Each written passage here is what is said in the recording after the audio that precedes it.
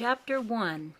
The Ancient Mystical White Brotherhood after the Order of Melchizedek. There is but one race, the human race. There is but one man, the God-man. There is but one life, the God-life. There is but one mind, the God-mind. Ever since man has been, the Ancient Mystical White Brotherhood after the Order of Melchizedek has been.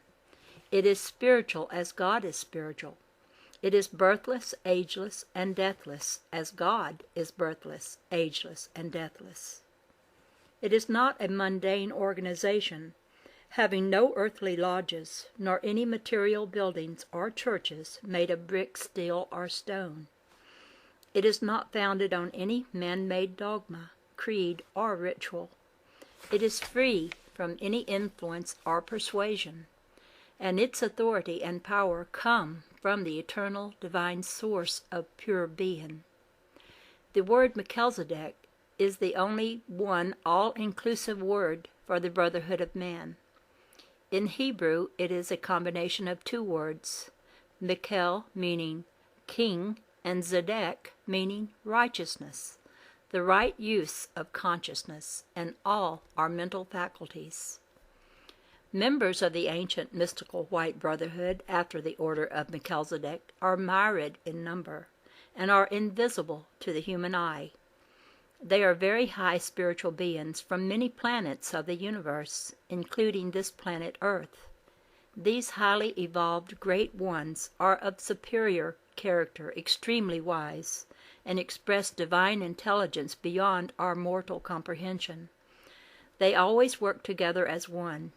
There are many ways they use to convey their instruction when it is necessary to use the vibration of sound. They are able to speak the language of any race or nation that they are contacting and with whom they are working. They work mainly from the exalted supernatural planes of divine intelligence. They are aware at all times what is transpiring on our earth and are in constant communication on the inner planes of life with other members of the order and of those of the subordinate planes of the brotherhood.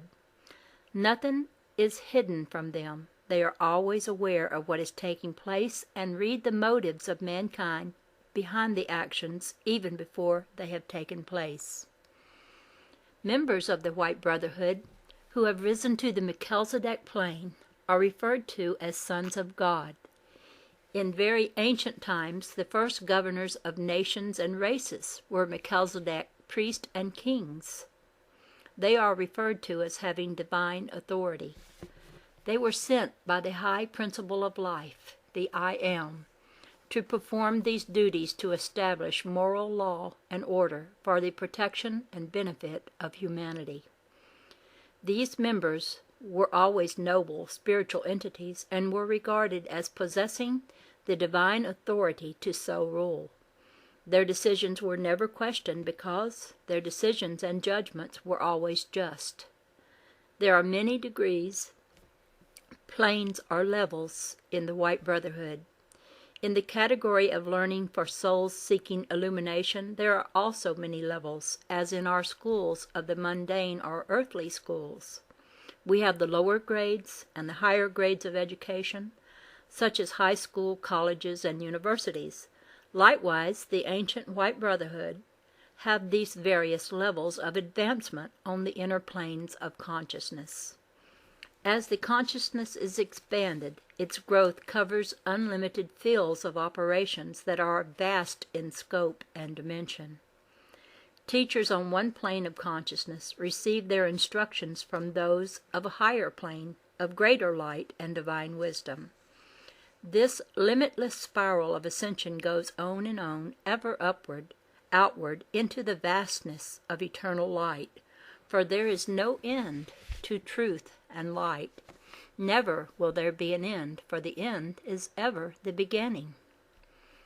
Within the White Brotherhood, the plane referred to as after the Order of Melchizedek is the highest plane that humanity is able mortally to understand. On this plane, members know, understand, and use all the immutable laws of life love, and creation, righteously so. Its members are assigned to teach and enlighten the leaders of earth, seers, prophets, kings, presidents, educators, philosophers, etc. They always guide through inspiration, and teach and counsel these leaders in key positions with the purest of spiritual intelligence and divine wisdom, always pointing to the great eternal purposes of humanity's cyclic movements. The assistance they give helps those who seek their aid and accomplishes the greatest spiritual advancement for humankind. Within the White Brotherhood there is a council which is composed of master teachers of all eras of time.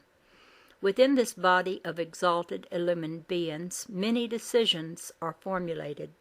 As the council looks beyond the present into that which man of earth calls the future, the decisions made serve the greatest good for the greatest need of mankind, soul growth.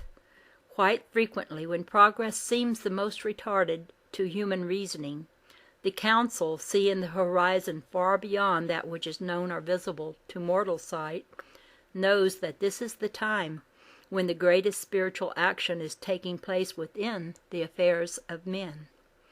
This is why the council is very careful in making selections of men or women for key positions of trust. Only those are selected who have discharged all their karmic indebtedness to anyone or any race. Thus they are not in bondage to any man of earth, and are beyond the corruption of mortal thinking or mortal influence and persuasion. Those who qualify are always just, honorable, stand on principle, and have no fear of anything. They are properly trained and equipped with talents necessary for their duties. This training might not be visible on the surface, for it was accomplished on the inner planes of life. They are ready for the service to be rendered. They are those with whom the council can work from the unseen side of life, through inspiration, within the realms of spiritual consciousness. They are those who are placed in vital key positions. Whenever the voice of one of the great ones is heard through any avenue, the values of life take on a new meaning and direction. Thus, man of earth is able to see and understand the outcome of certain actions taken, whenever the divine guidance of the council is followed in preference to that of mortal reasoning. Its ultimate conclusions always contribute to the advancement of man's moral character and spiritual stature, for he has gained greater spiritual insight. The teachings of these great divine teachers have been known for thousands of years. The most ancient records reveal the presence of these great ones in old Chaldean times, in Egypt, and in Persia. The records reveal that they were always referred to as the Brotherhood of Mankind. They foretold that many of their order would come, and they spoke of a Master of Masters who would enlighten humanity to a far greater degree than those who preceded him. He would be a high priest after the order of Melchizedek. They prophesied that he too would be born of a woman, as other great ones before him. He, as they, would be born under spiritual, mystical circumstances. His birth, life, and purpose would be announced by the angelic heavenly host. All members of this high, ancient, mystical White Brotherhood are no longer inhabitants of a physical habiliment. The vehicles these divine teachers used were of no earthly forms, but were of etheric bodies. Therefore they were always referred to in our sacred books and holy writs as angels or heavenly host. They always radiated such tremendous lines of force and power, even though they were invisible to the human eye, that their influence and presence was felt unmistakably. Only those of inherent sensitivity were able to discern their presence. Those of lesser perception or sensitivity were unable to see or feel them. All master teachers and great initiates are in this Melchizedek council. It is an eternal priesthood.